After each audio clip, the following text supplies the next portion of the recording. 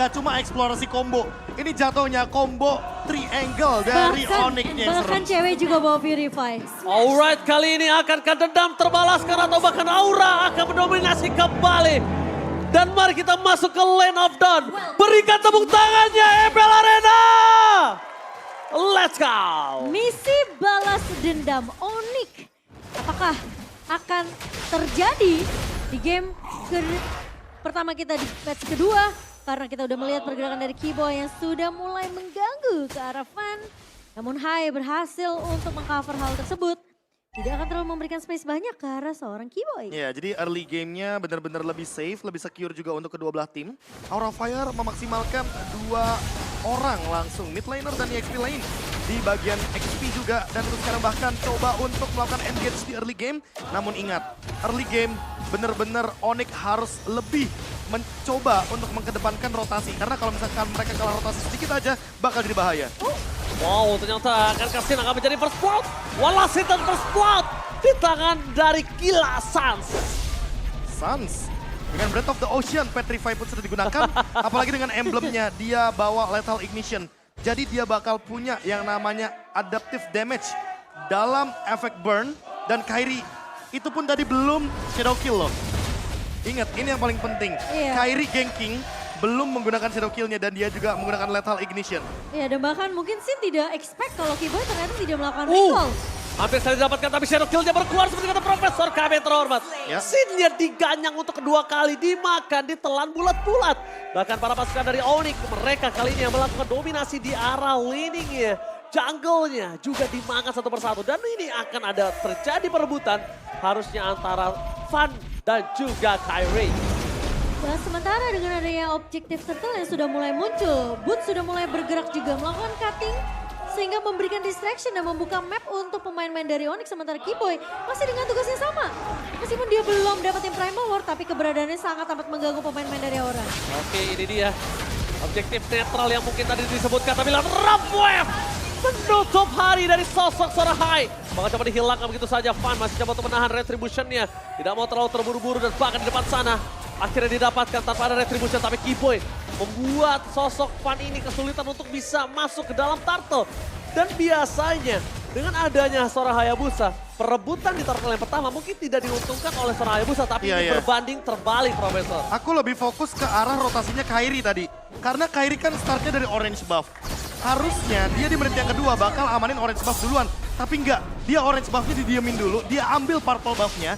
Dibandingkan Fan nanti tiba-tiba ngelakuin rotasi untuk melakukan invasi jungle. Dan dia sekarang purple buffnya tetap aman. Oke, tapi lihat Fan masih mau lebih. Mundur ke arah belakang, tidak ada puncher kali ini di arah top lane. Kairi menggerogoti para pasukan dari Aura Fire. Lihat, ini permainan Kairi early gamenya. Dia tahu dia akan kalah dengan power of Lancelot. Jadi dia benar-benar mainin power of gankingnya, Profesor. Dan bahkan mirroring yang nggak lepas sama sekali. Lihat yang dilakukan sama Sans dan juga Kiboy. Dia benar-benar membuka informasi di mana Fan berada.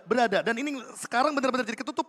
Fan nggak bisa ngelakuin invasi, levelnya ketinggalan. Dan kalau kita lihat dari Kabuki, dia yang akan jadi next target seharusnya, Momo. Iya tapi Kiboy Oke, langsung coba dipaksa.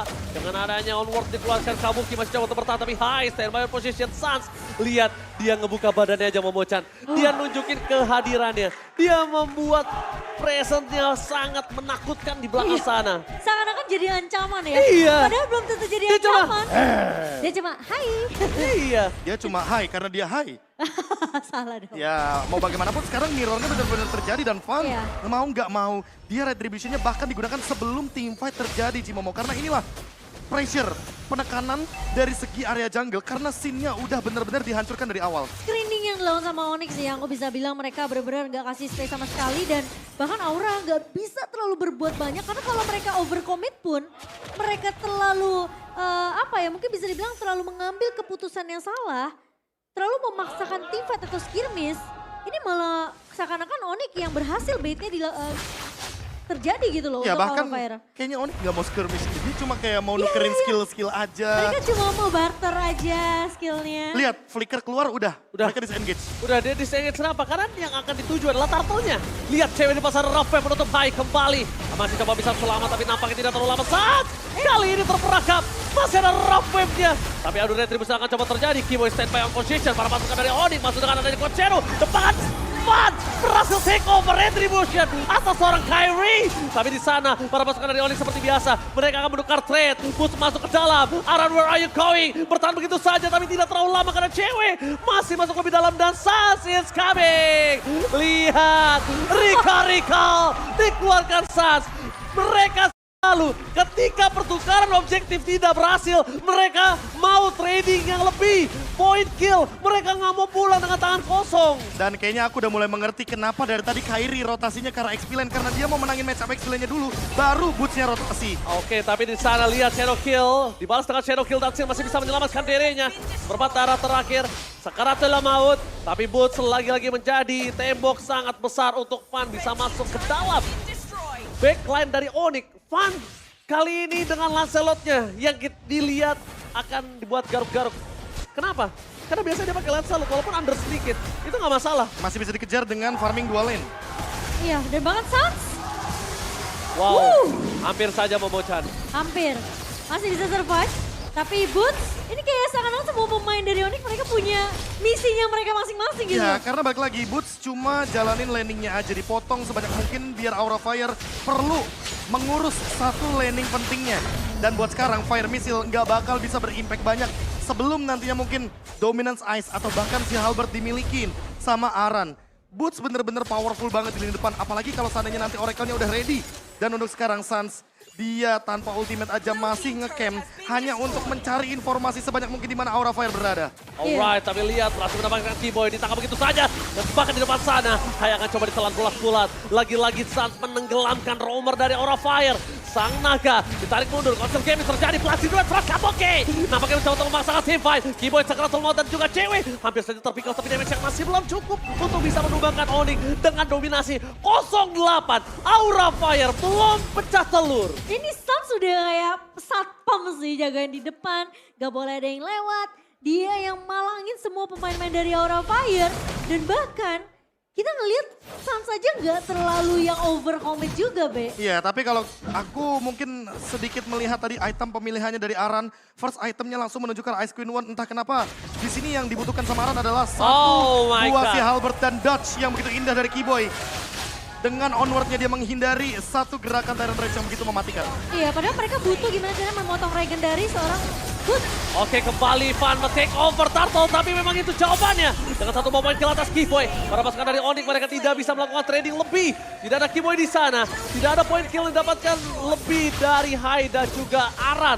Tapi dibalik itu semua shadow kill. Untungnya masih terbagi dua dengan adanya orange buff, karena kalau tidak Fan bisa termakan Momo-chan. Iya, akhirnya pecah telur juga berkat satu poin kill yang didapatkan Fan ke arah seorang Kiboy. Ya, tapi kalau misalkan tadi pas lagi Turtle, aku malah fokusnya dari killnya Boots ke arah Aran. Itu yang tadi aku sempat mention, Cimomo. Bahwa dia perlu banget untuk menghentikan Regen HP dari Uranusnya. Masalahnya dia lebih berfokus untuk gimana ngasih slow effect Iya, slow dengan adanya effect. Fire Missile. Padahal kita tahu Boots dari Uranus dari seorang Boots ini udah Wah. level 10, udah makanin banyak banget landing. Dan bahkan dengan adanya pasif yang didapetin sama Boots, dia akan pede banget untuk jadi sandbag buat pemain-pemain Onyx. Ya ini bakal bener-bener stack 20 maksimal untuk Uranusnya. Betul. Gak bakal bisa kepotong pakai efek life drain. Dan untuk sekarang dari komposisi item atau komponen itemnya Aura Fire masih terlalu jauh untuk mendapatkan Dominance Ice. Even itu Hai. Hai sendiri fokusnya ke Silent Rope. Karena memang Sans 305 dia bebas banget untuk mendeliver damage ke siapapun. Mau itu frontliner, mau itu backliner, apalagi backliner ya. Langsung di petrify bisa hilang. Bener, kalau menurut aku sih sebenarnya cukup masuk akal ya untuk Hai sendiri bikin ke arah Silent Rope terlebih dahulu. Tapi parah. Tapi nampaknya di sana ada Kabuki di belakang akan coba ditunggu oleh Suster, berhasil mendapatkan Aran. Tyrant Rage gagal, petrify Saturday. Langsung ada Rebel One, tapi cewek, one last hit, Kabuki. Blessing duetnya gagal mendapatkan cewek. Out of nowhere, Flicker telah digunakan. Kali ini tidak ada shadow kill kembali. Tapi Fan masih coba untuk berdansa. Fan versus everybody. Mampukah dia kabur dari jeratan sang Raja Langit? Sementara Boots tidak akan memberikan kesempatan begitu banyak ke arah Fan Wah, masih dari Fan. Puncture. Lihat dia benar-benar bermain dengan puncture-nya dan Gila. gak masalah untuk Fan karena balik lagi secara level dia masih keep up. Dia bahkan hanya 1 kali tumbang dan buat sekarang Kairi yang mungkin akan berfokus untuk Lord-nya. Wow my god. Bahkan dia tetap tahan retribution-nya. What a play from Fan dalam under kondisi seperti ini dan dia masih coba hampir men-take over Lord. Kita harus akui permainan dari Fan ini harus benar-benar dibekuk dan akhirnya Fan dipanis. Karena para pasukan dari Aura Fire pun gak bisa menjemput. Gak ada coverisasi Momo-chan. Wah. Fan, dia bermain seorang diri.